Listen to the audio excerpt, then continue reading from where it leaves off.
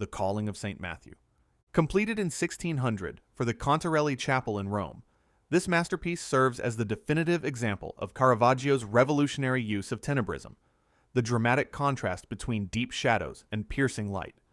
Michelangelo Merisi da Caravaggio was commissioned to depict the moment the tax collector Levi is summoned by Jesus to become an apostle. The scene is set not in a biblical landscape, but in a dark, gritty tavern, common to 17th century Rome, humanizing the divine encounter. In the upper right corner, a beam of sunlight follows the outstretched hand of Christ, slicing through the gloom to illuminate the faces of the men at the table. Christ's hand is a direct visual quotation of Adam's hand from the Sistine Chapel, symbolizing a new creation. Levi, the bearded man in the center, points to himself with a look of sudden clarity, questioning if he is truly the one being chosen. The coins and account books on the table represent his worldly life, which is about to be abandoned for a spiritual path. This work changed Western art by proving that the sacred could exist within the mundane.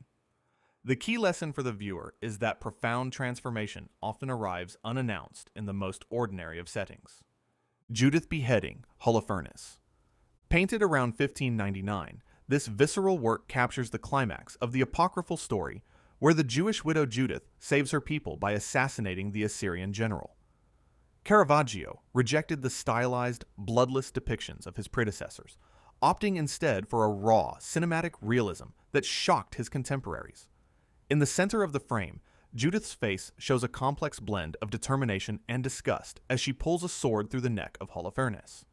To the right, the general is depicted in his final moments of life, his body contorted in agony and his eyes bulging in a state of sudden, terrified realization.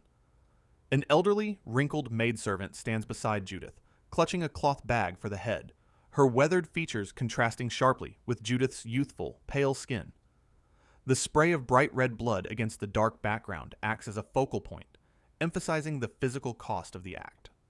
Caravaggio's breakthrough here was the freeze frame technique, capturing a split second of high-stakes action with unprecedented intensity.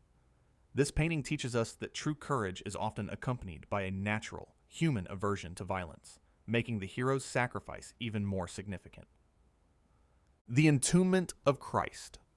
Created between 1602 and 1604 for the Chiesa Nuova in Rome, this altar painting is widely considered one of Caravaggio's most harmoniously composed works. The artist avoids the typical crowded scenes of the High Renaissance, choosing instead a tight, sculptural arrangement of 6 figures. In the lower foreground, a massive stone slab juts out toward the viewer's space at an angle, creating an immersive 3D effect that makes the audience feel like they are standing at the edge of the grave. Nicodemus and St. John the Evangelist struggle with the weight of Christ's limp, pale body, their strained muscles visible under the harsh light. Behind them, the 3 Marys express different stages of grief. One bows her head in quiet prayer, while Mary of Clopas raises her arms to the heavens in a frantic, vocal display of despair. The placement of Christ's right hand, with his fingers grazing the cold stone, symbolizes the transition from the earthly realm to the tomb. By positioning the figures in a descending diagonal line, Caravaggio leads the eye directly into the darkness of the burial site. This work solidified the Baroque style's emotional directness, reminding the viewer that faith is anchored in tangible human suffering. The Supper at Emmaus. This 1601 canvas depicts the moment 2 disciples recognize the resurrected Christ as he breaks bread with them in a modest inn. Caravaggio chose to paint a youthful, beardless Jesus to emphasize the disguise mentioned in the Gospel of Luke, which adds to the sudden impact of the revelation.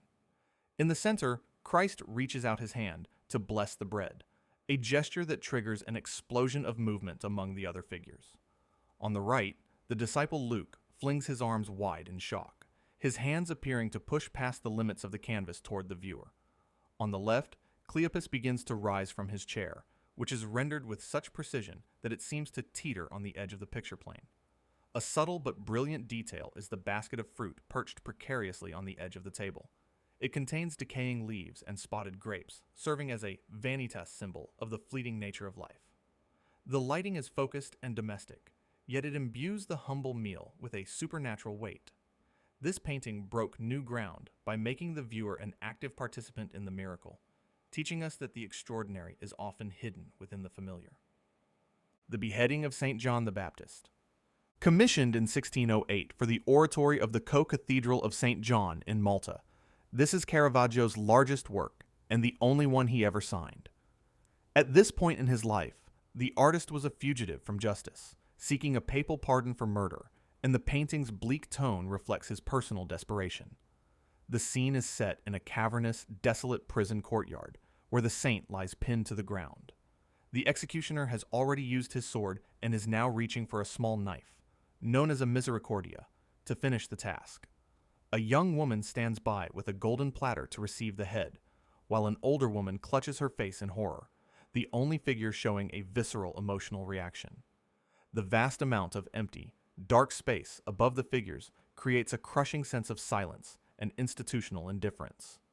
Most notably, Caravaggio signed his name in the pool of red blood spilling from the saint's neck, a grim acknowledgement of his own violent history.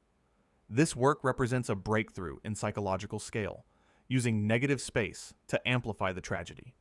It serves as a haunting lesson on the cold finality of power and the isolation of the condemned. David with the Head of Goliath. Painted around 1610, this somber work is believed to be one of Caravaggio's final paintings, sent to Cardinal Scipione Borghese as a plea for mercy.